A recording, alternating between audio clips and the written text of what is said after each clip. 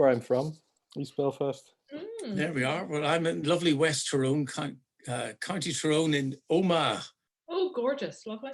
It is gorgeous, and unusually for here, it's actually we've had blue skies all day, which has been great. It normally just rains and it's cloudy and all that stuff, you know. That's what we do around here. So what? And did you prop those books up just to look learned, Brendan? No, those books are all about football managers. There's nothing. You see the stuff behind me. This is where I do all my sort of work stuff, you know. And a number of folk have pointed out, your clock isn't working. I know it's not working. It's an antique from my poor father and mother's house, which I purloined when they passed away. And you see that those little legging things? Yeah. Those are over 100 years old. My grandfather, one of my grandfathers, was a jockey. Oh, wow. So like little legging boot things that he wore. Then someone pointed out, is that a whip? I went, yes, that's got nothing to do with the leggings at all. That was just too much information. Wow. Brendan, you never cease to amaze. Did you say your grandfather was a jockey? He was, yeah. He was a tiny man. My Church of Ireland grandfather, the rest of my family were Roman Catholic, and he was a Church of Ireland. That's a long story, an interesting story, an interesting life that he had. And this drum is a Native American war drum. Of course. Made by a genuine Native American chieftain. And this is in the last little Church of Ireland parishes that I did some duty in County Leitrim. When I left, one of the, who's an artist, gave me this hand-painted print of Bilbin, which is part of Sligo and Leitrim. So everything behind me is, you know, it's my life story. Brilliant. Lovely to see. At it. You mock it, I tell you. Well, more for us. Just so you guys know, we are live now and have been for the last 2 or 3 minutes. So Too late to back out. Too late to back out now. Or in my case, the last 63 years. I've been live the last 63 years, I do believe. Well, if you're just joining us, I can see we've got about 39, 40 attendees who've come in. Martin Murray, I see your hand is up. I don't know if you meant to do that. If you didn't mean to do that, you can put it down again. Did you pay these people, Steve? Well, they don't come cheap. That's all I'm saying. Well, I certainly don't. Just so you know that we haven't talked about the fee yet. We'll discuss that later. So it's lovely to see all you guys, all your attendees jumping in. Just while the lobby fills up and people come in, I'll do some introductions. So if you're joining us, you should be able to set your own view. So I think you can look at the active speaker, or you can have a grid view, which is what most of us are using. So on your screen, you should be able to see all 4 of us. And by way of introduction, first of all, I'm Steve. I'm based in Carrickfergus, and I am the curator, for want of a better word, of the Harbour Faith community there. We have got with us Paul Jeffrey. So Paul, just wave, there you go. Paul is a minister with a non-subscribing Presbyterian church, and he is an active thinker. He loves to do theological thinking and teaching and practice as well. We've got Sarah Williamson with us. She's my top left, but she could be somewhere else on your screen. Hi, Sarah. Sarah is an NHS manager with the ambulance service, I believe, if that's right. So you can imagine what her work life is like at the moment. She is also a theological thinker and a contributor to such forums as Thought for the Day, forums such as that. And then we have Brendan McCarthy. So Brendan has been a regular contributor with Harbour as well. He's a Church of Ireland minister. He's led an independent church. He works with the Church of England in the area of ethics and such subjects as that. There's obviously a lot more to all of our panelists than just that, but that gives you a flavor of who they all are. They're all new to each other. So it's the first time we've all been in the same virtual room together, although all 3 are known to me and to Harbour. So they've all spoken at Harbour at some point in the past. So that's the thread that connects us all together. Here's how it's going to work. We're going to have about half an hour, 45 minutes discussion between the 4 of us. And we're talking about the idea of atonement, since it's Easter. And by atonement, we mean, what does the cross mean? We are talking about the death and resurrection of Jesus. What does it all mean? There is going to be a Q&A in the second half. So you should be able to see a question and answer section on your Zoom screen that you're looking at. There's also a chat box, but please don't use the chat box. In fact, I think I've disabled it. So it just saves us having to look at two sources at the same time. So if you do have a question, use the Q&A box, and I'll be checking it from time to time to see if there's any questions coming in. We're also streaming live on YouTube. So those who don't have Zoom or who just don't want to use the Zoom platform, they are able just to watch it on YouTube. So if anyone else is in your house and they didn't get registered, but they still want to watch, just tell them to go onto YouTube, search Harbour Faith Community, and you should see it streaming live now, although it'll be about 15, 20 seconds behind the rest of us. So that all said, please bear with us. It's the first time I'm using this technology. So if I don't find you or you see me looking around the screen, I'm just trying to familiarize myself. Please don't take offense if I miss a question or I don't see a hand raised. It's just a lot going on at once, but I'll do my best. So on to the forum then for tonight. This is not a slick presentation. None of our panelists have been asked to prepare a presentation, and that's deliberate. We are just four friends who are talking about a shared interest with each other, learning from each other, saying we don't know when we don't know, and just seeing if we can think out loud about this. And you're invited to listen in and to ask questions at the end. So we've all have busy lives. It's the middle of the week and we're tired and we've a lot going on. So this is us just being ourselves, and you're welcome to be with us. All that out the way, we're ready to start. So the subject for tonight, the topic, is the cross and basically what's called substitutionary atonement theory. So I'm just going to outline what I mean by that, and then we're going to have a quick chat about the issue. So in a nutshell, and it's very broad brushstrokes, when we say substitutionary atonement, what we mean is we're talking about the idea that's commonly said at Easter, that all humans, all of humanity essentially are born sinful. We inherit sin in some way, shape or form. And that sin that we bear makes us in some way unacceptable or offensive to God. And the punishment for sin is death, but it doesn't have to be our death. So instead of our sin as humans causing our death, God sends Jesus into the world, and Jesus dies on the cross in our place, essentially taking the punishment that was due us as humans onto himself and then putting to death all of that. And that's where the substitution comes in. We're swapped for Jesus on the cross. So instead of punishing us, God essentially allows his wrath to come to bear on his own son, Jesus, and in that way, sin is dealt with. And then the resurrection is Jesus coming back from all that and establishing a new kingdom. So there are a few variations on that, as you'll hear. There's the ransom captive theory, which we'll talk a bit about. But that's what people generally mean when they say Jesus died for your sins. And you hear it a lot around this time of year, and it's taught very commonly and very widely in most schools. So it's the basic narrative that most children hear. And it's sometimes seen as a bit sacrosanct. You can't even question it. We're sinful. God had to deal with our sin, and the way he dealt with it was to punish Jesus in our place, substituting Jesus for us, and that way sin is dealt with. So that's just a very broad stroke, and I really don't mean to build up some kind of a straw man that's easy to knock down. I know it's more nuanced than that, but I'm assuming that most of us understand that basic concept. So that said, I'm going to ask the other guys on screen here just to share their own thoughts. Starting with, what is the problem with that view? So if that view was helpful for everyone and it made sense to everyone, we wouldn't need to be having a discussion about it. It would just be brilliant. Very good, makes sense.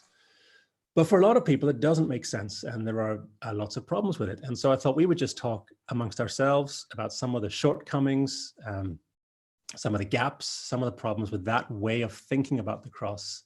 And then we'll move on to discuss perhaps some alternatives and then we'll take some questions and answers if that makes sense. So, Paul, are you happy if we start with you? And if you could just share your own journey, if there has been one, in your thinking about substitutionary atonement. And by the way, I don't mean to assume that you automatically have problems with that view. I'm just saying that if you do, or there are issues with it that you've experienced, or you've seen others struggle with, what would they be, and how have you seen those manifest for you or for others? Sure. Well, I have been on a bit of a journey on it. I would have been very opposed to it a couple of years ago, and actually would have preached a few sermons that were very much railing against penal substitution. And I suppose the view back then would have been more like the moral influence or moral example theory, although I don't think I would have put a name on it. I have moved away, sort of back towards it's sort of the Calvinist beard maybe that's sort of brought me home, but I've moved not to penal substitution, but certainly I find it difficult now to make sense of the cross without some sort of substitutionary element, in that I can see it pertaining to, say, the sacrifices in the Old Testament, or the sacrificial language maybe used in the Gospels to frame the story at certain points. So I've moved back towards something that's maybe a little more orthodox, let's say, to use a very loaded term. But I do appreciate that it's a difficult idea. It's an idea that I've had difficulty with it, and so I suppose thinking back, the problems that I would have had with it were principally because when substitution was spoken about in a very sort of penal substitution sense, which is maybe the most extreme form of putting that perspective, it seemed to lose the nuances of the other positions, and it seemed to me that sort of taking in other elements of atonement theory, which we'll maybe get onto later in the discussion, without bringing those reference in, we sort of lost something, and there was an overemphasis on one particular element of that story, and I found that to be problematic, particularly as it's often spoken about, and ideas like the Trinity or the Incarnation are forgotten. Now, that's not to say that the people that subscribe to penal substitution aren't Trinitarian or aren't incarnational. That is part of their overall theology. But it seems that when it comes to this issue, sometimes that's lacking. And I think that's maybe why you end up sometimes with this caricature of Jesus as more or less a man who God is pouring his wrath out on, which I think is a distortion. So I suppose that would have been my main issue with it back then. Maybe it's jumping the gun to share this. I can remember a couple of years ago starting to look at theology backwards. So rather than look at the doctrine, I looked at what might the consequence of the doctrine be, and actually find elements of penal substitution, or not necessarily penal substitution, but elements of substitutionary atonement actually arguably being more liberal from a consequence point of view, in that, for example, if it's all taken care of by God, and that is taken off our plate, as it were, and even the question of working out our salvation is taken out of our hands, so we don't need to worry about penance or that sort of thing, then our life is given back as a clean slate.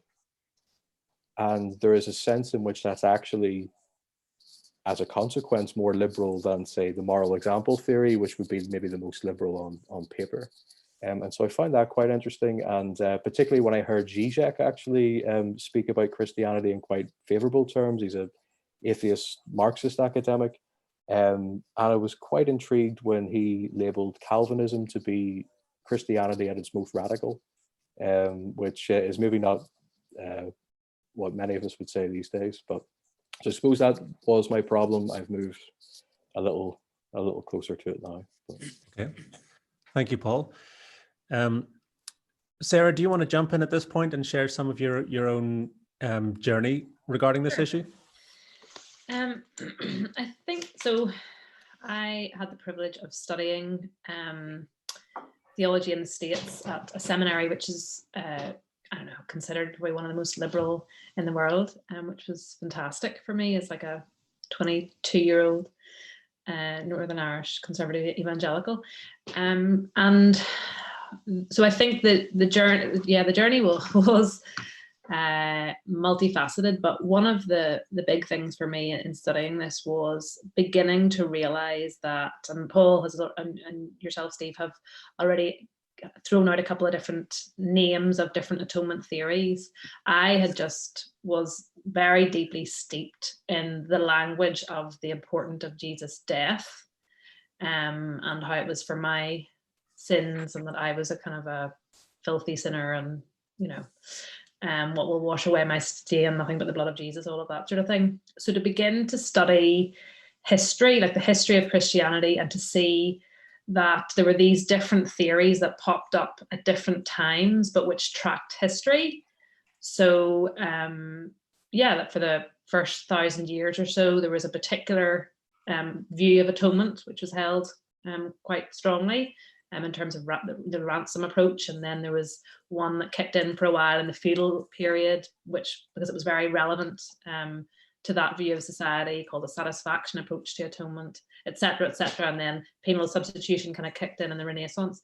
So first of all, as somebody who just believed that you read the Bible and that showed you what, and you just read the Bible and that's where you got your theology from, realizing that actually the Bible has been interpreted by lots of people, lots of men, often. That's certainly their opinions that we have heard.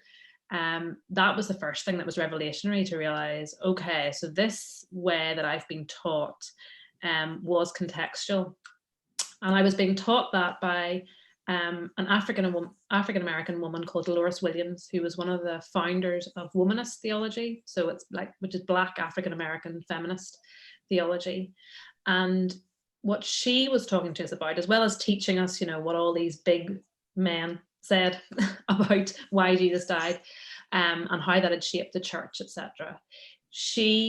Her way of doing theology was not to start with what all these people had said back in history, but to do theology in a liberation sense, which is kind of getting your feet dirty and sitting amongst, those who are poor, those who are struggling. And for her, that was the context, and she's still alive, she's in her 80s now, of a struggling African-American woman. So anyway, I could talk about what that did for me, but certainly as she began to talk about her view of the cross and the suffering of Jesus, and how she couldn't see how a loving God could require that level of sacrifice and that level of suffering, because hasn't that been the experience of African-American women, and in terms of surrogacy and all of that, like sacrifice on behalf of slave masters, etc. So she talked about how she just couldn't compute, her experience of a liberating God couldn't compute with that reality, and that I then began to think about my experience of growing up in Northern Ireland, being bullied quite significantly because of my kind of vehemence around my evangelicalism, and how I kind of gloried in the suffering around that, of of all of that, the pain and the loneliness of that. But at the same time, I felt like, well, I must be doing it right because I'm suffering. So that kind of began my unraveling. Sarah, can I just jump in there and say, I understand exactly what you mean. I had the same mindset, the more people persecuted me, the more I felt I must be doing something right, Yeah. We were all taught that, as teenagers, you will get persecution. And so I totally get where you're coming from. Yep. On that. Brendan, just before you share your thoughts, a question has come into the Q&A there, and should have done this at the start, just asking, what is penal substitution? So it's a little phrase we've all used a couple of times. So Brendan, just at the start of your bit, would you mind just explaining what we mean when we talk about specifically the penal substitution version of atonement? Oh my goodness. So did you not do that at the start? very, very, very well. Shorthand, my understanding, shorthand is we have all sinned because we've all been sinful people because of original sin. That sin separates us from God. And because God is holy, God cannot bear to be with sinful people in that way, or bear to have any union with sin. And so sin must be punished, and not just sin, but also the sinner must be punished. And that's part of God's holiness and part of God's character. But because God is also loving, God doesn't want humanity to be lost. So God, as Paul said earlier, being triune, enables both God's justice and God's love to be satisfied by becoming incarnate in the person of Jesus, and in the person of Jesus, God takes upon himself the punishment for sin. And in that sense, it's not quite that God substitutes himself, because that no doubt is 1,000 heresies somehow thrown in there, but that Jesus, the human being, God incarnate, becomes a substitute for human beings. So it's penal in that it's punishment, it's substitution in that it's Jesus instead of you and me and us, or the human race. I think that's one of the understandings of penal substitution. But if you read books on it, which I have to say I haven't done for many, many long years, but when I did read books on it, you would get lots and lots of subdivisions and fearsome arguments about people saying that's not penal substitution, that's something else ism. So maybe what I've said is something else ism, I don't know. But I think it's a sort of a thumbnail version of penal substitution. Okay. And what I would say about that, if I'm still allowed to rattle on for a little bit, is that it's an absolutely brilliant theory. It is stunningly good. It's wonderful. And it's magnificent if you lived either in the Middle Ages or around the time of the Reformation, because that made perfect sense in that world. It made sense, I think, as Sarah said, in the feudal world. If you're looking at the satisfaction theory that the scholastic philosophers came up with, it made perfect sense for Luther and Calvin and all of those people when they were trying to find in the story of Jesus and in the story of the cross an answer to their own angst and concept of sinfulness and concept of God. It's brilliant. And so for very many people today, it remains to be an absolutely stunningly brilliant theory and a fantastic way of accessing peace of mind as far as they're concerned with God. Something Paul said earlier, though, is really where I come in this, in that you mentioned, Paul, about trying to make sense of the cross, and penal substitution or satisfaction theory or all of these other theories that we've already mentioned, all attempt to make sense of the cross in a particular way. Where I am is I've no desire to make sense of the cross in the sense of it being any theory or fitting neatly or even not neatly into any particular worldview. It's just a fling a name that everyone probably knows, Tom Wright, N.T. Wright, when he's writing his New Testament stuff. Fantastic man, lovely, humble person, brain the size of 25 planets and so on. And encyclopedic knowledge of Second Temple Judaism and life in Judaism around the time of Jesus. Out of all of that, I think the single best thing he ever said was that the disciples of Jesus were so stunned by who and what he was that they just couldn't understand him. And they ransacked their theology and their understanding of the scriptures and everything else that they could get their hands on to try to understand or interpret or pronounce who and what Jesus was. And I think that's exactly what they did. I think a little bit later on, that's precisely what Paul did.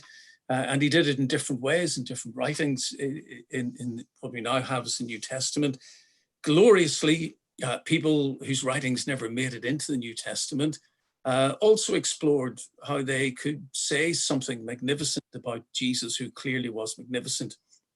And out of 2 millennia of Christian thinking and scrabbling around and trying to communicate to one another what we think the importance and the message of Jesus is, we've come up with umpteen thoughts and theories.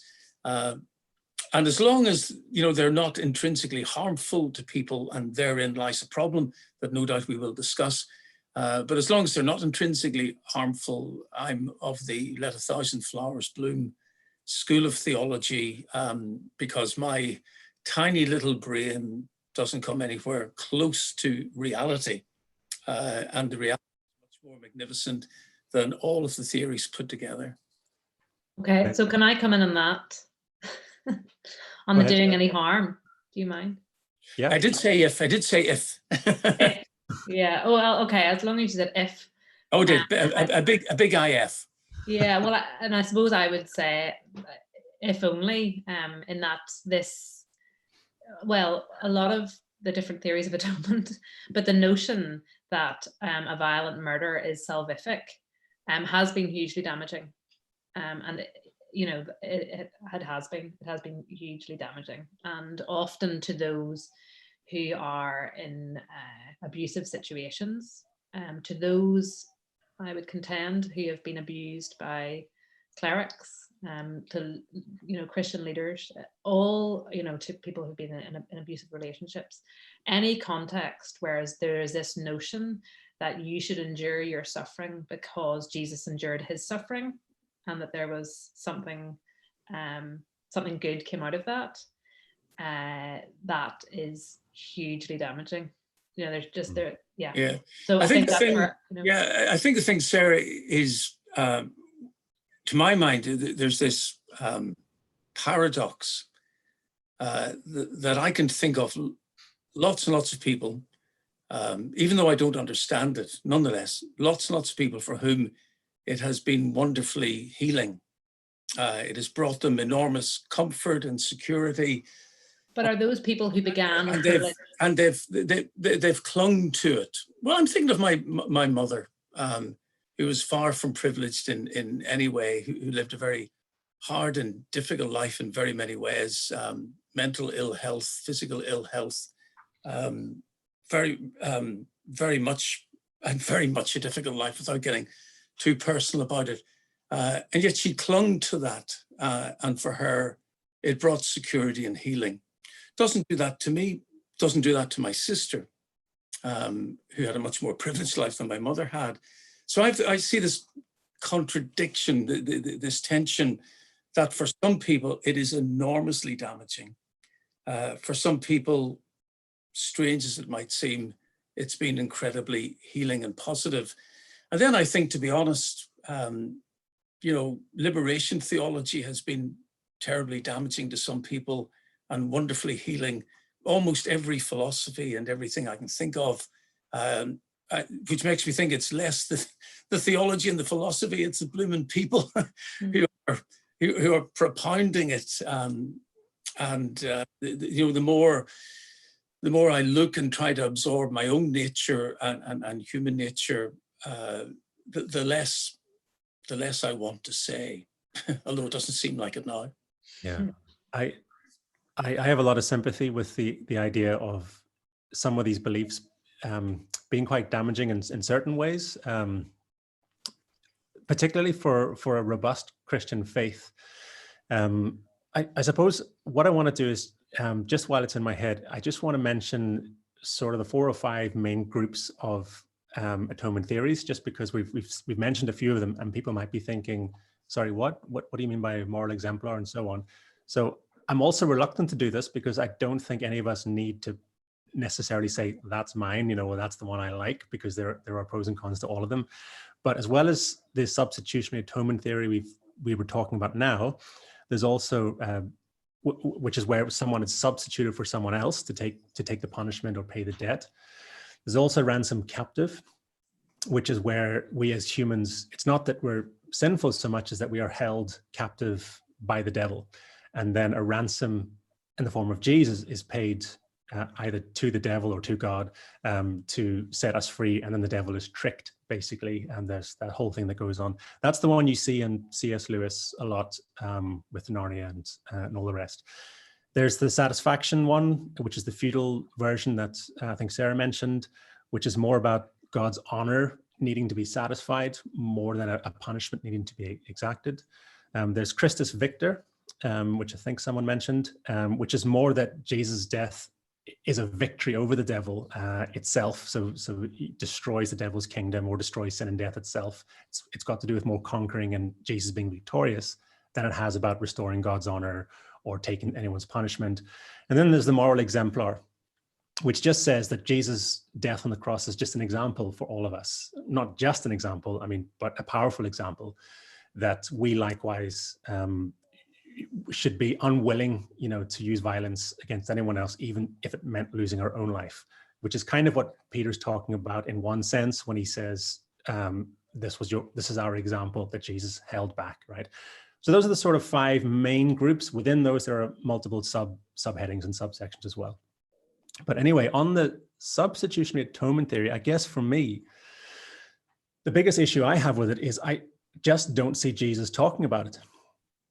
I just don't see it as a major theme within Jesus' own ministry. Any time that Jesus, from what I can see, I'm happy to be corrected here, from what I can see, when Jesus mentions a debt or tells a story about a debt or a parable about a debt, the debt's just forgiven. It's not that someone else pays it, it's just written off. And actually, the only time that debt is then held over the original debtor is if they don't likewise forgive those who owe them debts. I mean, that's even in our prayers. The Lord's Prayer, forgive us our sins as we forgive others.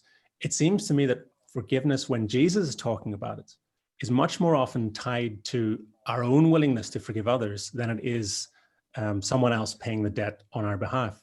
It's more like God wrote your debt off completely, even if there was one. So who are you to hold the debt against anyone else? Even forgiveness that comes from Jesus, from what I see, it seems to just be offered without people even asking for it, or even saying, I'm sorry, please forgive me. The example of the paralyzed man who's lowered through the roof, there's no quote unquote repentance from him. The first thing Jesus does is just let this person know you're forgiven. And that's the cause of the outrage. You're just writing off sin and forgiving it without requiring anything of it, of the person.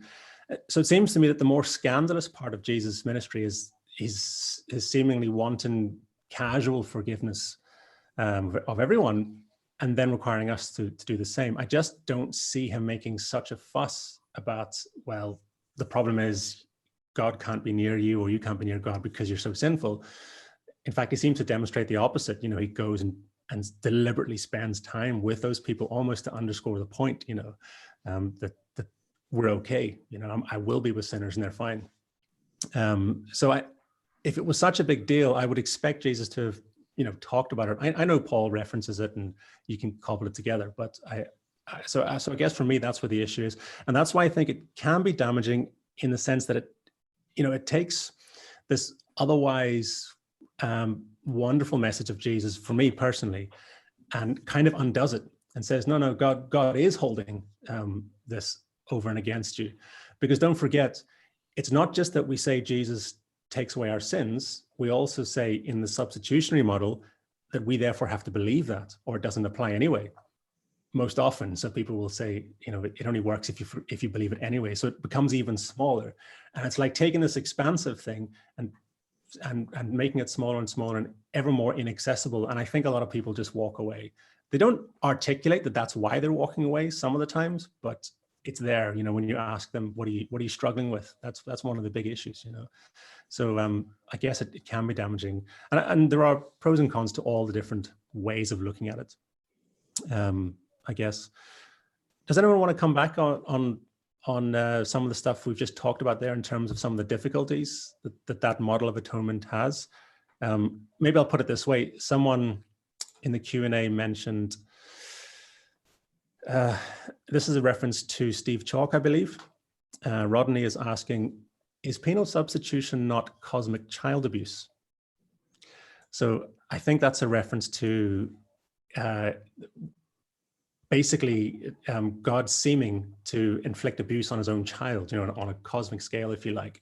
And isn't that really what's behind it? So that's a kind of a harsh way of putting it, but how do we respond to that? And can we see why people might think that? I think if I can just say something about it, I imagine if some of the thinkers and philosophers and theologians who adhere to penal substitution were listening to us, they would say, well, you're not talking about penal substitution, you're talking about a caricature of it. Okay. Just as when people talk about, the Trinity, you get wonderfully egg-headed people who will say, well, you're not actually talking about the doctrine of the Trinity, or you're not talking about classical theism, you're talking about caricatures of it. So I do think we have to be careful that the popular preaching of penal substitution is probably not quite the doctrine of penal substitution, although personally I don't run with either of them. So we just need to be careful that you said at the start, Steve, we mustn't knock down a paper tiger or a straw man or whatever. We just got to be careful, since I don't think any of the four of us really are adherents of the theory of penal substitution. I agree with that, We're Brendan. not hitting a caricature. I agree in exactly what you're saying, but I think that when we have to realize that most people are probably dealing with the caricature in that that's what they hear. Most people aren't theologically thinking these through. And yes, we understand all the intricacies and that there are different ways of talking about it. But I think what most people absorb from RE teachers and from popular preachers is actually the caricature that we are trying to say, look, is that really the way it is? So I do get you. That's not what we necessarily would subscribe to ourselves. But I do think it's what most people think we subscribe to. So it's worth, I suppose, at least in some sense, saying, hold on a second, here are the problems with that, and here's why that's not what we're talking about, Yeah, no, I think that's fine. As long as we're talking about the popular presentation of it. Yeah. I don't know who wants to listen into this, but whoever does, someone might be going, it's all a load of rubbish because they're not actually talking about the real thing. We are talking about the real thing, no doubt, as people experience it. Yeah. People hear it. I certainly agree with that. And personally, as I say, I don't agree with either the popular or the more highfalutin theological version of it. Okay. Well, on that, Brendan, is it okay if we come back to you and ask you how then, or do you, I suppose you said at the start, you don't really try and make sense of the cross in that you're happy for it to be quite mysterious, I guess. Is that what you're saying? Or have you landed somewhere that is more helpful for you to think about the cross, what happened at Easter, and what it is that we're grateful for Jesus for doing, right? Because there's this whole thing that Jesus did this wonderful thing, that he took God's punishment, and so we should express our gratitude for that. So is there somewhere else where you see yourself landing, or are you happy just to say it's an unexplainable mystery? I'm very happy at thinking of it in terms of being a mystery.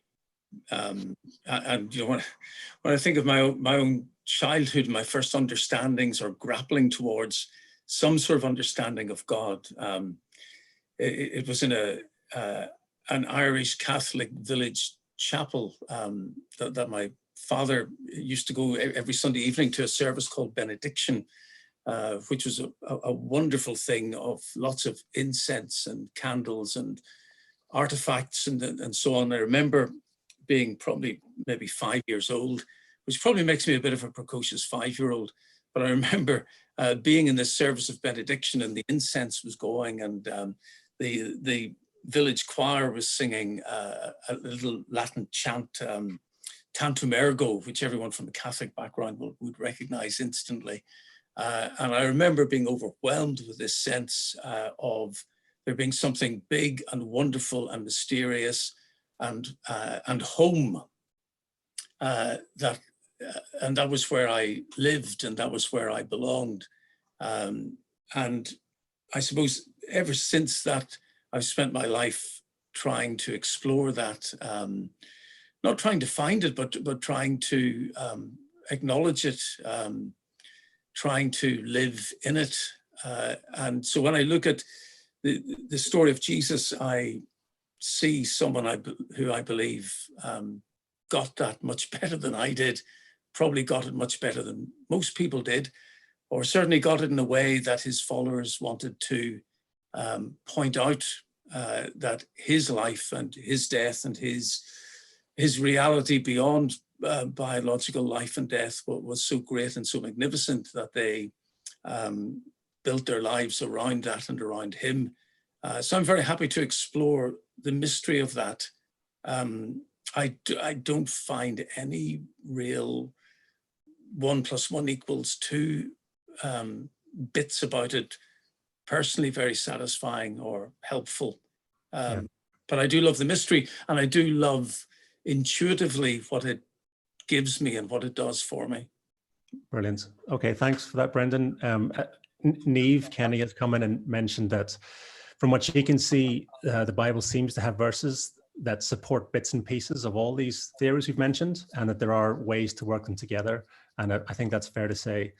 I'm interested more, if I'm okay to come back to you, Sarah, and then Paul will come to you as well. But Sarah, the stuff you mentioned about having an image of God who's in any way violent towards essentially vulnerable people, because we as humans are vulnerable in comparison to God, that having that idea in our heads in any way, whether it's in substitutionary atonement or some other form, that God will inflict punishment, that sort of potentially could permission or allow that that situation to exist in clericalism, in churches, and institutions. It's not something we talk much about. So it'd be great if you could say a bit more about that. Sure. Have you seen that, experienced it, or what are the warning signs or anything in that area? Yeah, I think for people who are interested, I suppose, in, well, I want to recommend a book actually, which has been really significant for me on this journey around. It's called Proverbs of Ashes, by Rebecca Parker and Rita Nakashima Brock, and it's a fascinating study of I suppose of a lot of women's lives and these women's stories, and how the violence of the cross has been profoundly unhelpful. So there's lots more that I could say about that, but I think, where am I going with this? I think there's two things. So I do want to come back on what Brendan said, because I think it's still helpful, if you want to come at it from a subjective angle, that to believe that God suffers with us. So the notion that Jesus suffered, I find deeply moving, empowering, etc. So that, and I think that's significant. It's the fact that God would require Jesus to suffer, is the bit that I'm not sure, and the violence of that, that I can get my head round. You know, whenever we're standing singing songs about God's love, God's love, God's love, God's love. And so, yeah, I get the whole thing about cosmic child abuse. So it's that requirement, if that makes sense. But I think where I am, and where a range of other people have gone to, is saying, you know, why is it that Jesus' death is considered the salvific thing, and why isn't it the incarnation? Why isn't it Jesus' life and ministry? You know, there we have, and that's not necessarily just the moral influence thing of going, gosh, that was such love. It's, to me, the end point of someone who lived their life so radically that they should be murdered by the state. I mean, that makes sense. Like, it doesn't make sense, but it also makes sense. It does, yeah. You know, that someone would live so radically. That, but that's the story, that someone was in some form somehow that Jesus was God, or God incarnate, God in human form, lived this life which was profoundly unfathomable to the religious people of the day. And at the end, there was sort of collusion between the religious leaders and the state to murder him, and that there was some form of him appearing again, or his presence being experienced by his followers, or wherever you want to go in terms of the resurrection. Wow. I don't, so to me, there doesn't need to be a big doctrine or big infrastructure around exactly what was transacted on the cross. It makes sense, if you look at how he lived. Anyway. Yeah, I totally get where you're coming from, because I agree with you. I can't see why God would have required Jesus or anyone else to suffer or shed blood in order to satisfy some debt. It just doesn't make sense to me. I can see why it would have made sense in a medieval or a feudal world. I get it. But I also can see why the cross was inevitable for the reasons you just said. The way Jesus went about doing his business, he was always headed there. And even Jesus knew that, his disciples tried to stop him, but that's where it was going. I mean, it shouldn't have been inevitable, but in the world he lived in, that was the outcome. And it was also the path of the early followers. Many of them went the same way. They continued the radical preaching, and many of them met with the same fate. So I don't think it's that God requires it, but it does seem to be many people's story, and you can just read it like that, I think, and it does make sense. Someone is asking here, and Paul, maybe I can put this one over to you. This is about the shedding of blood, okay? Mm-hmm. So, I struggle with this, and I know other people do. There seems to be this idea that God requires blood to be shed in order for forgiveness to happen. So the famous Hebrews passage is, without the shedding of blood, there's no remission of sins. And that comes on the back of a longer passage about the law requiring blood and cleansing stuff. Do you think that God ever really did require blood? If so, why? And if God didn't require blood, then why was that the practice? I know that's quite a big question, but yes, have a go if you don't mind. Super. Well, I think you have to understand that passage from Hebrews in the context of the Torah and the law, and particularly the law pertaining to the sacrifices. I think somebody in the questions quite rightly pointed out that you can take verses from here or there, and you can support a wide variety of views, but there's a fine balancing between proof texting, just sort of backing up your view with random quotes, and trying to understand the whole Bible from Genesis to Revelation as an arc. Yes, of course, it's a library, and there's a variety of different voices within there and with different points of emphasis, but it's also one story and one arc. And so there's a sense that if you were to take this back to let's say Leviticus, for instance, which has the sacramental requirements to it, it's not an accident that the book of Leviticus, with all of those requirements, comes after Exodus, when we have the situation with the golden calf. And so sacrifice is offered to ostensibly a pagan deity in the form of the calf. And it's interesting that within the Old Testament in particular, the constant cycle of the people sort of falling out of right relationship with God seems to be triggered by them getting the worship wrong. So it seems to be triggered by offering sacrifices to false idols or other forms of transgressions in terms of worship. And so with the sacrificial language, what you almost have is God entering into the messiness and chaos of the human situation, and trying to channel that back towards him in a certain way. And in some respects, that's what the sacrifices were doing. There seemed to be this human need and this human compulsion to express themselves in this way. And they saw what the other peoples were doing, and some of the other peoples were maybe slightly more advanced, and maybe this seemed to be the more sophisticated thing to do.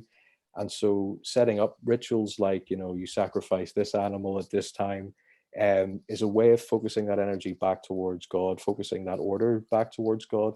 And right throughout the Old Testament, we are reminded that this is for you. It isn't for me being God. There's a reminder that the true sacrifice is still acts of justice, etc. So you have that sacrificial system which is put in place, trying to direct the people back towards God. And so in a sense, it is fitting that that form of covenant or testament moving into a New Testament is ended by a sort of sacrificial understanding of the completion of the old, so as not to abolish, but to move on and to move from. And there's a sense that, yes, we can't come to, we can't and shouldn't come to a very neat understanding of the cross.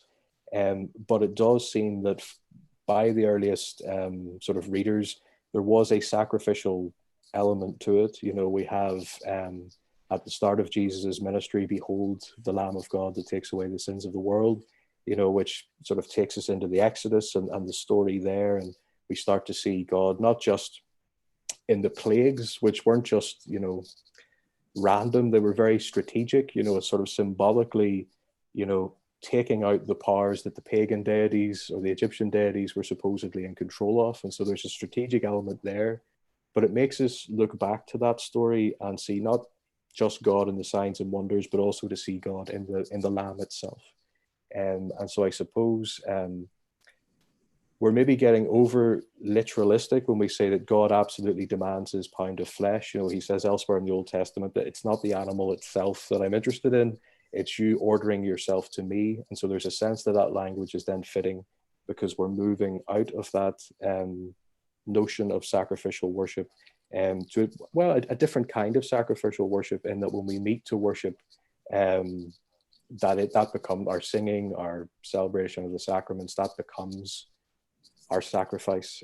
So I suppose there's a fittingness to the language, but we're maybe missing the point if we get so literalistic about it. Yeah, I think that's helpful, Paul, because I can see a few questions coming in. By the way, there's loads of open questions. We'll never get to them all, but I'm trying my best to pick ones that are representative of each other. Okay, so if I don't get specifically to your question, I apologize, but some of them are in groups. And this is coming up a lot. What about the sacrificial system? Why did they practice sacrifice? And what you've said is helpful there, Paul. And it's also, I think, as you said, as well as the sacrificial practice, there were also scriptures that challenge that. God doesn't require sacrifice, or I would bring one, or I desire mercy, not sacrifice, and so on.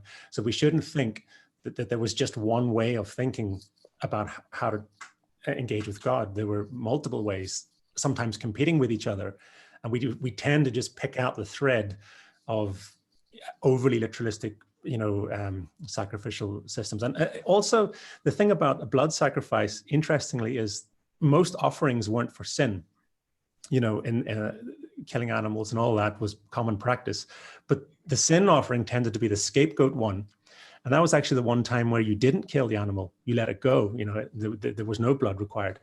And so there was a complex sacrificial system, but it's not necessary, I think, for us to apply it. You can see why that language is used in Hebrews, because it made sense to a Hebrew people. But I'm not sure we necessarily have to go and learn the sacrificial system and then unlearn it, through Jesus. Brendan, anything you can say to help us on that one? Well, a few months ago, I remember asking myself a really simplistic question, which was, what do Jewish people make of all this stuff that Christians say they believe? And when I knew we were doing this evening, I tried to catch a bit of time today, but I didn't have enough time to find out where I had actually discovered some really good websites about by Jewish theologians. And essentially, it was full of, well, Christians think that we believe this, and Christians think that the sacrificial system is this. And essentially, they were going, no, it would be quite useful, actually, if they asked us what we think the Day of Atonement is about, and so on. So that was quite instructive for my own thinking, equally instructive was the thought of, seriously, who knows what Paul was thinking? You know, who knows what Caesar was thinking? Who knows what Aristotle was thinking? You know, we've got so many layers of interpretation and so many movements of history and thought and culture between where we are now and where they were then, that it's really, and again, this is where, you know, Tom Wright has made a living out of this, trying to find out what did people at that time actually think and believe, and what did the words mean, and what did the Greek mean, and the Aramaic, and so on.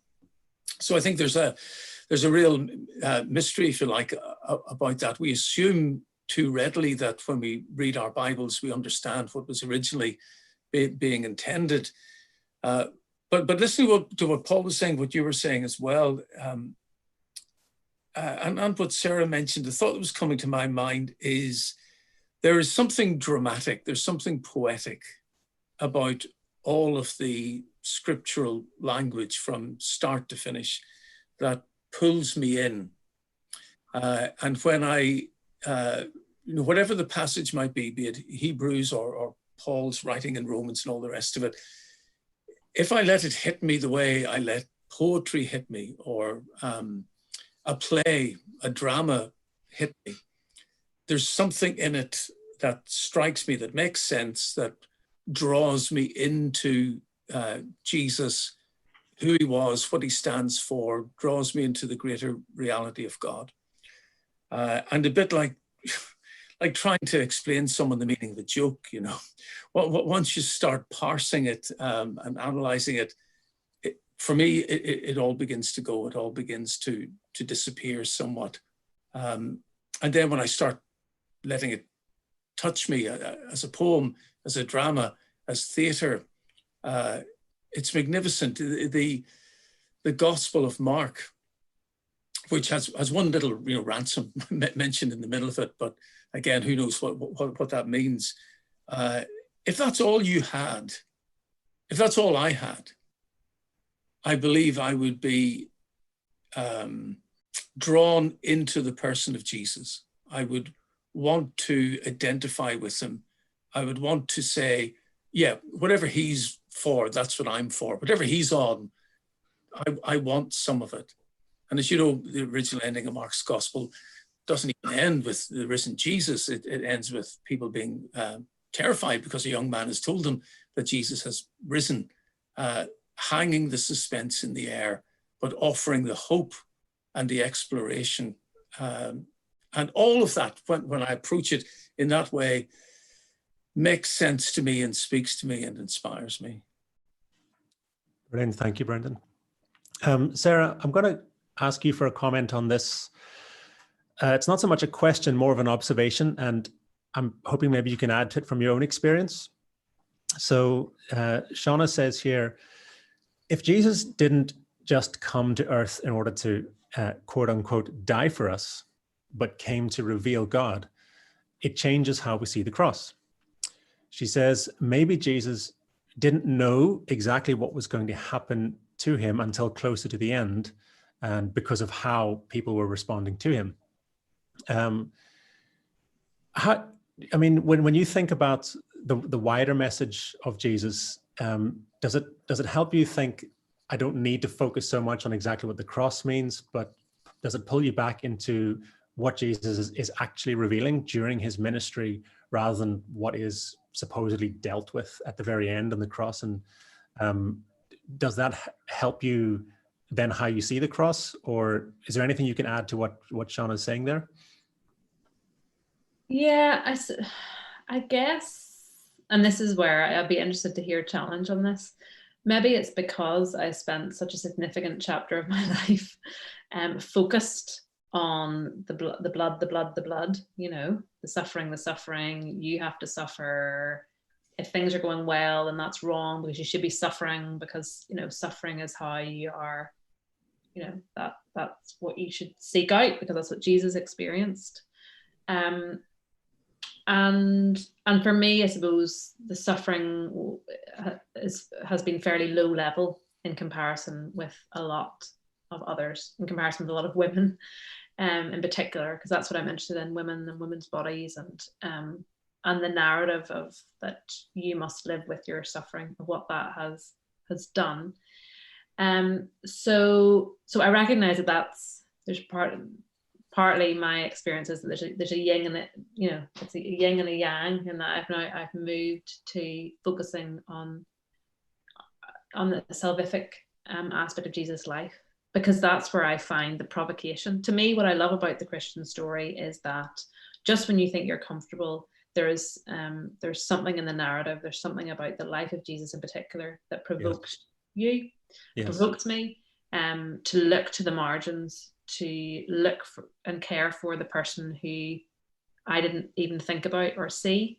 And so that's where I'm paying attention. I don't think I'm answering your question, Steve. But no, that's very helpful, because you're the only person I've heard use that phrase, the salvific aspects of Jesus' life, because most people, me included, tend to focus on the cross as the act of salvation. That's where salvation happened, or maybe the resurrection.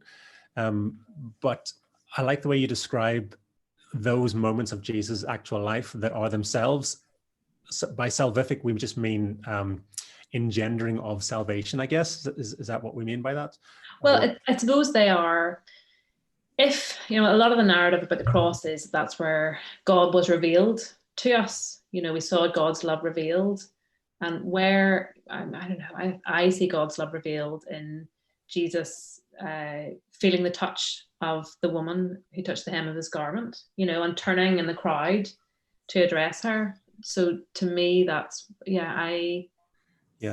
I'm nourished by that in a way that I no longer am, by the notion of a man being murdered, because I think that's what, we don't use the word murder. We've made this, we sing these songs with upbeat kind of drum beat, a good bass line, which are about murder, so that's where I am anyway.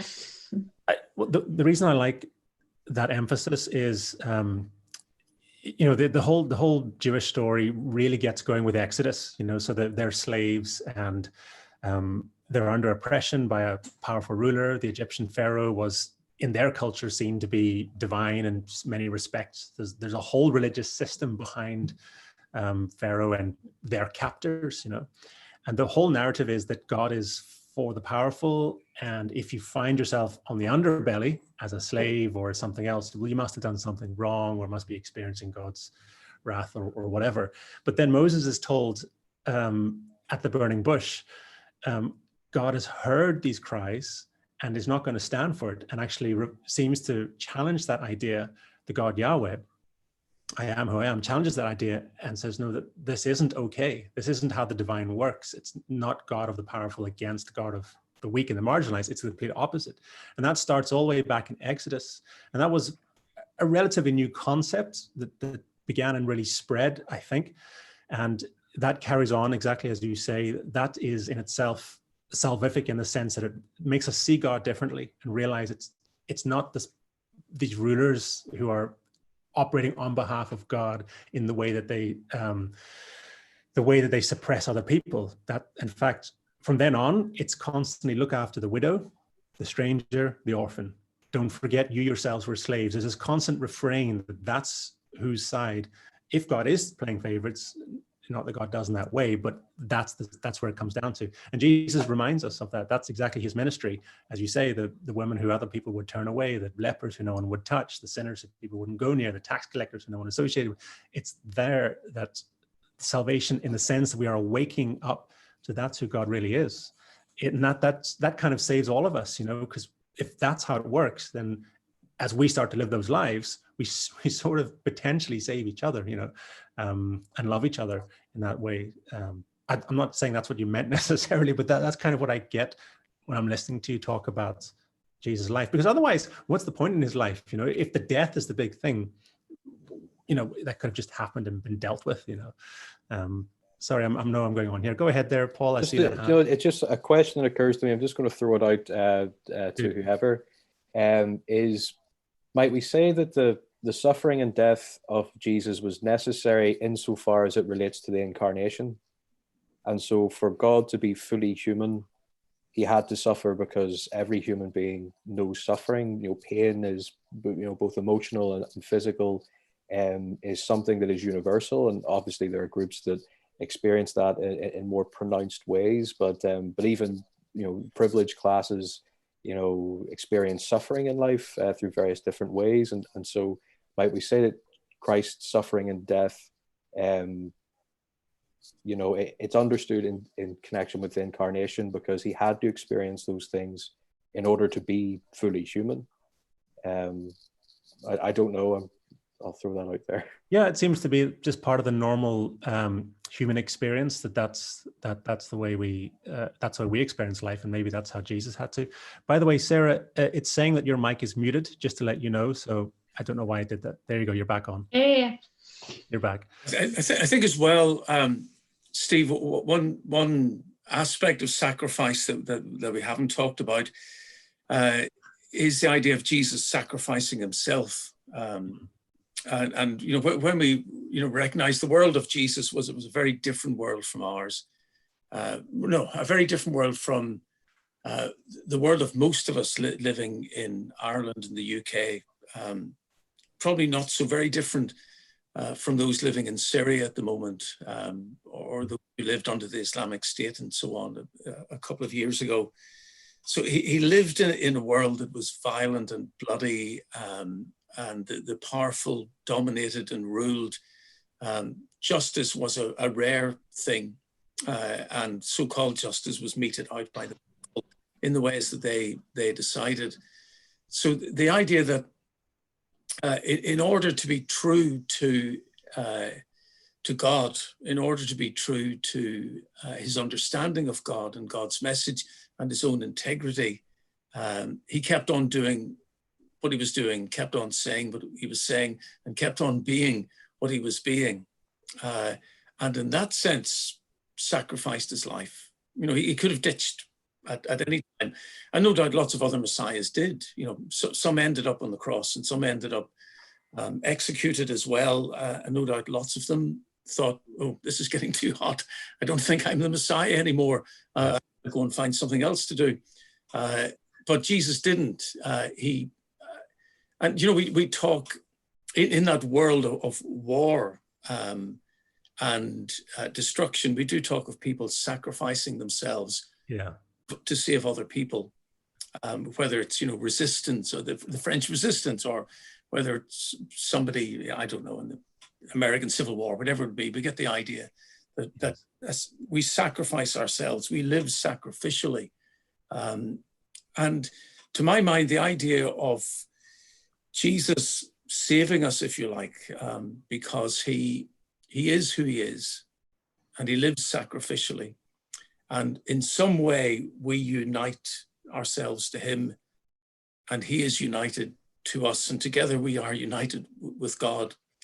Makes sense. And that's an aspect of the atonement that we haven't looked at, because we've talked about atonement theories that are mostly Western. They're in the Latin tradition. None of the theories, well, maybe, certainly substitutionary, penal substitution and satisfaction theory don't belong in the Orthodox Church's theology. Mm-hmm. But this identification atonement does, and this self-sacrificial atonement does.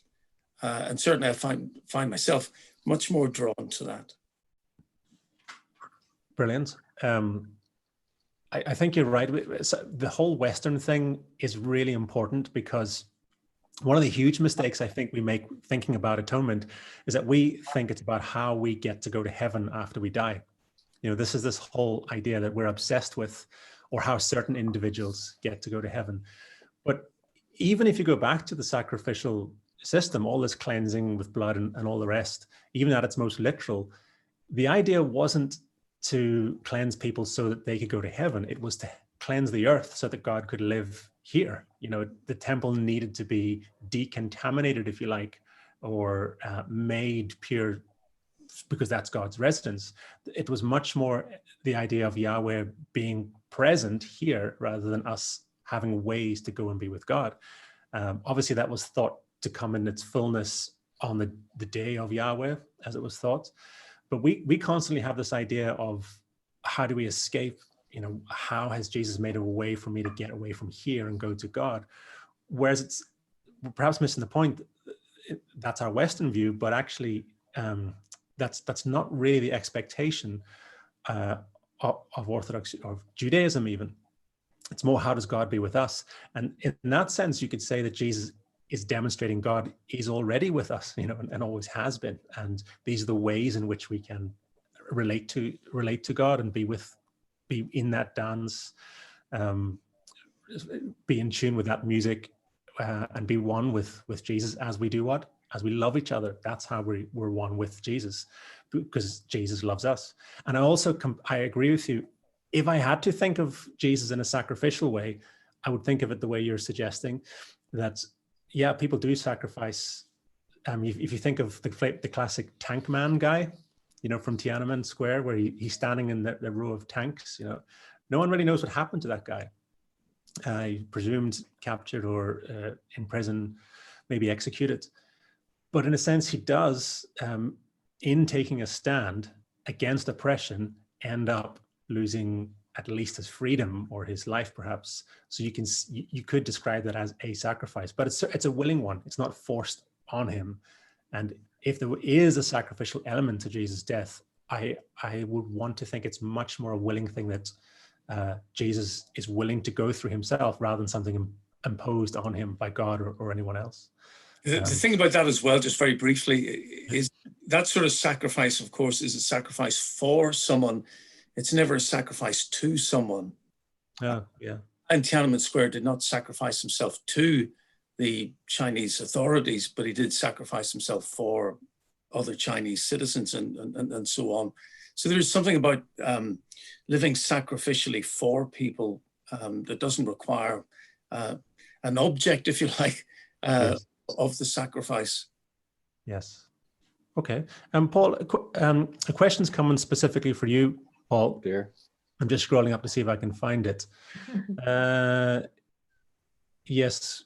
When is Paul going to shave that beard? No, that's not what it says. It's natural. It's natural. We don't believe it. Grows for a reason. What reason It's is my that? own natural coronavirus mask. You know, it's that's what it's for. Keeps it away from the nose and mouth, sort of. Yeah. You know, they say men with beards are the mask's least effective because of, you know, the hair makes gaps for the air. So, but anyway, the real question is from Jacqueline. Can Paul tell us why he has moved in his thinking and where he is now? Okay, so Paul, are you happy to have a go at that? By the way, it's 8:45, so we will be wrapping up in about 5 or 10 minutes. So if you do have a burning question, anyone who's still with us, if there is anyone, feel free to post one and we'll see if we can answer it. So go ahead, Paul. Sure. Well, I suppose that I find, which I think is maybe sensitive to Sarah's concern about how ways in which we reason about the cross can be potentially quite damaging. And so I found that, having gravitated for a while more towards a sort of moral example theory, that actually had more potential to be damaging than, say, something like penal substitution or a different form of substitutionary atonement, because it seemed to put an expectation on people that to be an activist or to be a moral person is to put yourself into harm's way. And then when pushed a little bit further, but what would the reason for that be?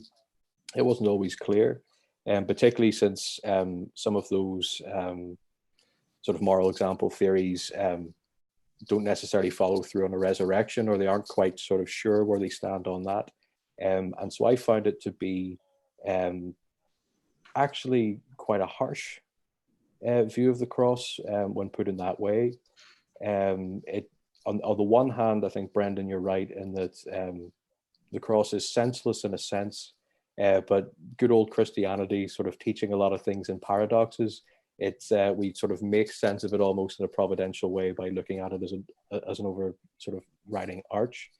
And I suppose one aspect that sort of helped me to move in that position was actually coming to see the idea of original sin as being quite a merciful doctrine as opposed to the opposite. It says that we are in some way separated from God, and that all is not right with us, to describe sin perhaps in that way. And I think that if a lot of people are being honest with themselves, or maybe I just have very low self-esteem, I think if most people are being honest with themselves, that's something that they can name, at least in certain way. They may not feel comfortable labeling it a sin, but it's something that they experience. And so we have to put that somewhere. And I think what the doctrine of original sin does is that, yes, in a sense, you are participating in this separation, or you're participating in behaviors that are not helpful to you. But there's also a broader sense of, but it's not entirely your fault. This is something that we're all in, and this is something that we're all in together. And I find that to be immensely helpful, immensely merciful, because I think the alternative view is, no, there's nothing wrong with you. You just chose to do all those bad things. You know, just out of the sheer badness of yourself, you don't have original sin. There's nothing particularly wrong with you. That was your free will choice, and that's how you chose to act. And maybe that's an overly simplistic way to put it, but I know we're getting to the end of our discussion. So it was starting to see that in more merciful terms, and also because of that, reevaluating the cross. I would be reluctant, like Brendan, and probably like Sarah and yourself, Steve, as well, to align myself to a particular atonement theory. At the moment, I quite like the ransom theory, because it's quite swashbuckling, and you know, sort of raiding the castle and saving everybody and getting out. And I see that in the Exodus story as well. So that's probably something like that is where I'm leaning towards. But I think that there are aspects of richness in all of the various theories that we've come to. I think we take what is helpful, and as Brendan's rightly pointed out, we leave plenty of room for mystery. I think there's certain language that we can employ from scripture and tradition, but a lot of that is sort of couched in mystery, and also a humility in approaching it. Okay. Sarah, as we come towards a close, I'm just going to ask you personally, if for the average person, like I say, I don't think many Christians actually consciously in their head have sifted through all the models and thought, penal substitutionary atonement, that's the one for me. You know, I think they more or less just absorb it, especially in Northern Ireland culture. It's just sort of the background noise, and it's assumed. But if we were to drop it, and if we could wave a magic wand, and that just wasn't the way we thought about the cross, or how God deals with sin or anything, do you think we would lose anything? Or do you think that there's, if Christians said, that's just not what I believe, doesn't do anything for me, what do you think is lost, if anything, in demoting or relegating that particular view? And do you mean just penal substitution, or do you mean just that one in particular? Just that one in particular. Or I suppose any of the views that involve God needing to have his honor restored, or God needing to punish someone instead of someone else. That whole group of views. Do you think anything's lost?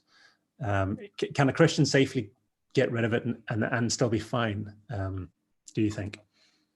I mean, I'm fine. That's how I would answer that. I don't know. That's probably not the right answer.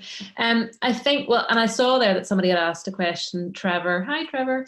Again, you know, how do the panel read the scriptures? So I think, and I suppose you could listen to what I'm saying tonight, and it sound quite glib and quite liberal and wishy-washy. And it's not that. It's journey is what I would say is the first thing. And it's recognizing that you can, what I observe, and particularly my dad loves to quote, he has a verse for every situation. So at the minute, for every verse he sends me, I send one back disagreeing with the one that he sent me, which is kind of quite infuriating. But trying to prove that point, you know, which is that you can, that's the wonderful thing about our scripture being a collection of books, as I think Paul said, it's a library that we have written a kind of an arc into, or we've kind of tried to thread some sort of narrative thread through. You could argue.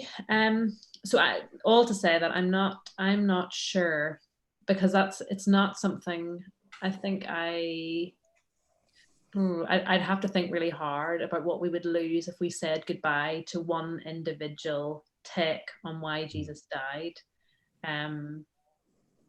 I think for me, it's about recognizing that there are lots of takes through history, and that's because theology and how we view scripture is done with the Bible on one hand and scripture in the other. At least that's what, one of our big 20th century theologians, Karl Barth, said. And it's recognizing that when we talk about God and what we see in the Bible, it is massively shaped by our context. And to believe otherwise is to be wrong. It is shaped by our pain. It is shaped by our privilege. It is shaped by our race, our gender, just everything. And so I'm not answering your question, and I'm probably comfortable with that.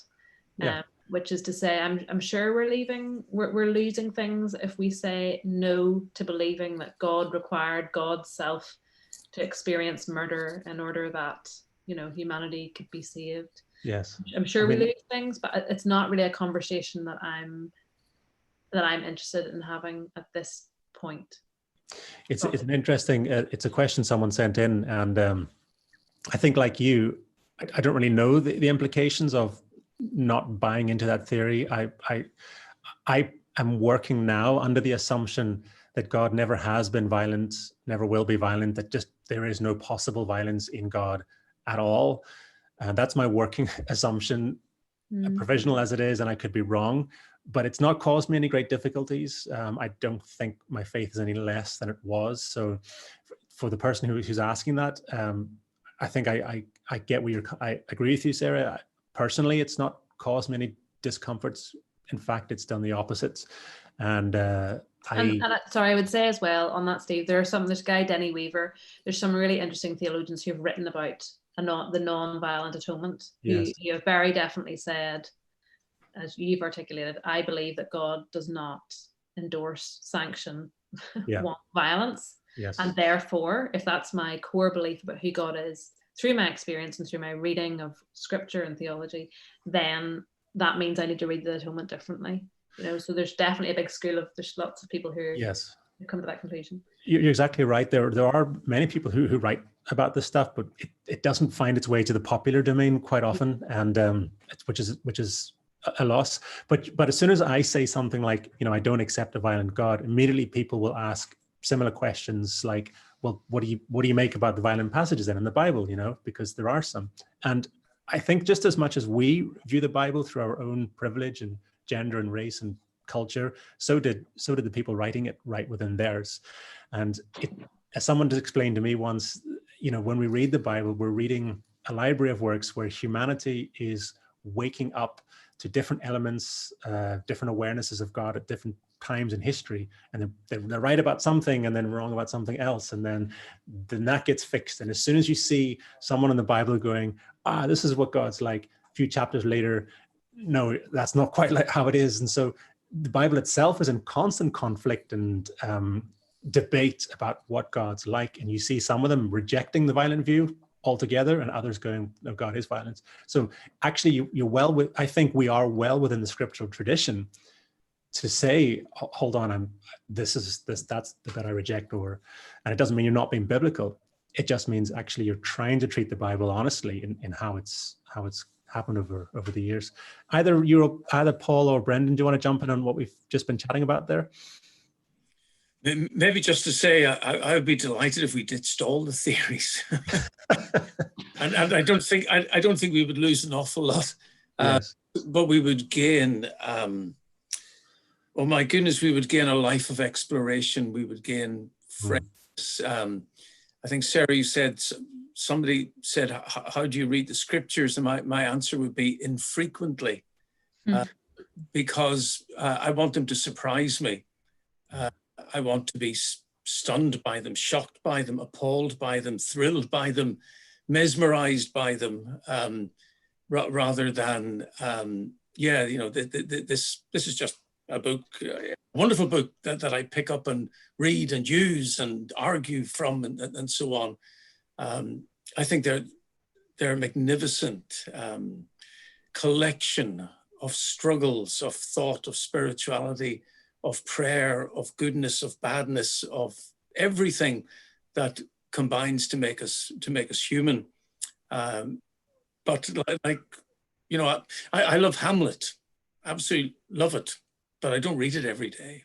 And every time I do, go to a performance of it or watch it, I'm stunned by it every time. But I wouldn't be if I did it twice a day. No. Exactly. Thank you, Brendan. Paul, anything you want to jump in on there, or? Yeah, well, first of all, on the Bible, I heard a funny quote from an Orthodox priest who said that he believed that the Word of God was inerrant, and when he was 18, he grew a beard. I thought that was a good way of thinking about it. In terms of the atonement theories themselves, I'm not sure. I think if we lost the sacrificial understanding, we would lose quite a bit that we're maybe not quite aware of. I think that there is at least a framing. I think we lose a connection to the context it was written in, actually. I think by virtue of the fact it was framed in a certain way, that is the voices of the people that were, the first recorders of this story. I think we then disconnect ourselves further from the world of the Old Testament, which we already feel pretty far away from a lot of the time. And I think of even things like communion. And even unwittingly, I don't think that there is a communion service that any church practices that isn't couched in sort of sacrificial terms. Right. You have Jesus' words of institution, himself taking the role of the priest and then pronouncing himself the sacrifice. So I'm not so sure about the specific theories of atonement, but I think if we lose the sort of sacrificial element that comes with them, I think we're poor. Yes. Yeah. So you'd be concerned about us not letting the authors speak through their own culture and their own. I mean, they've every right to do that, and we shouldn't take that away. I think I get that. Okay, it's 8:59, so very close. I'm going to wrap things up there, guys. It's been an absolute privilege. Don't know why we didn't think of this years ago. So thanks to the pandemic for giving us this concept. Hopefully we can do something similar on other topics. Again, if you've been listening in as an attendee, please know none of the four of us have been trying to debunk anyone's specific way of thinking about the cross or about Jesus. If it's working for you, great.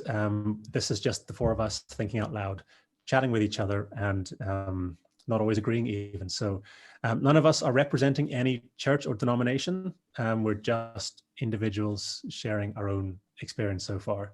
Hopefully it's been helpful for you in at least to let you see that there are other ways of thinking about even the Bible, the cross. And if you are struggling with a certain way of thinking about the cross, that it's okay to push past that. Many of us have done that and we're fine so far. And it doesn't mean you're not a Christian or you're a bad person or you've backslidden or anything like that.